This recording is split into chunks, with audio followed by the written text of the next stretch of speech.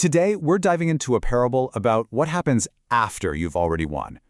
It's a story about the kind of heavy wisdom that follows a huge triumph and the chilling dangers that are often hiding just beyond our greatest successes. So, let's start with this idea right here. What if reaching the top of your mountain isn't the finish line?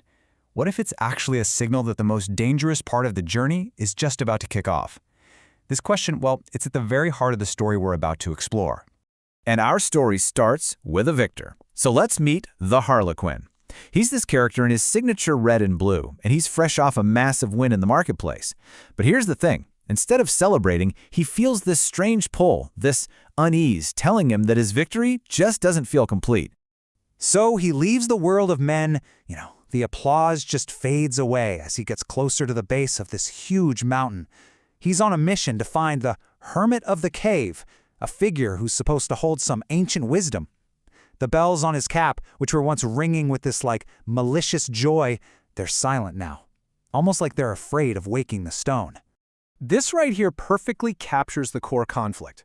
The Harlequin is leaving the world on the left, this luminous vanity of the peaks, right? A place all about achievement, being celebrated, public validation.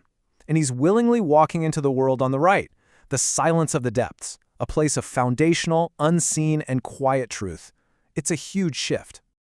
Okay, so the Harlequin is seeking out the Hermit, he's looking for answers. But the lesson he's about to get is this staggering paradox, one that is going to completely flip everything he, and probably we, think we know about what it means to succeed. The Hermit just emerges from this total darkness, and his voice sounds like grinding tectonic plates. And this is his greeting. Just imagine hearing that right after your biggest win. He's basically saying your success, that peak you're on, is nothing. It's just a tiny foothold for an infinite journey down. The way up, he's implying, isn't the only way forward. And here's the first warning. The Hermit says success is, it's intoxicating. He calls it the drunkenness of the heights, and it makes you forget the mud, the chaos, the darkness you had to crawl through to get there. And forgetting that foundation, he warns, that's the beginning of the end for any creator. And this brings us right to the core of his whole teaching, the Hermit's paradox. Becoming who you truly are, he says, isn't some final state you just achieve and then you're done. No, it's this dynamic, never-ending cycle. You have to periodically and intentionally go back to the depths, to the very darkness you thought you'd left behind for good. Now this part is fascinating. The Hermit's take on the shadow, our hidden self. He says it's not some little pet you can control or take for a walk.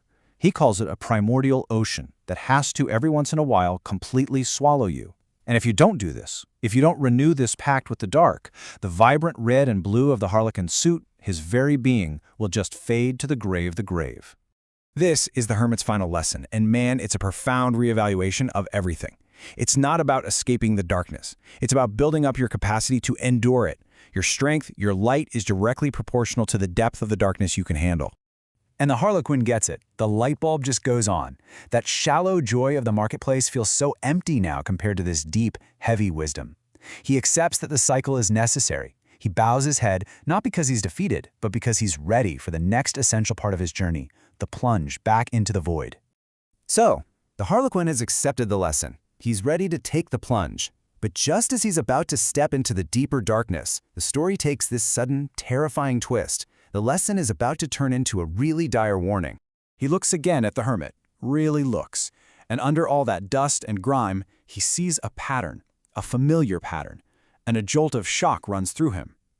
The Hermit is wearing a faded, tattered version of the exact same red and blue suit that the Harlequin has on right now. The Hermit lets out this hollow laugh and confirms the Harlequin's absolute worst fear with these 6 words. He isn't a guide who mastered the cycle. He's a ghost.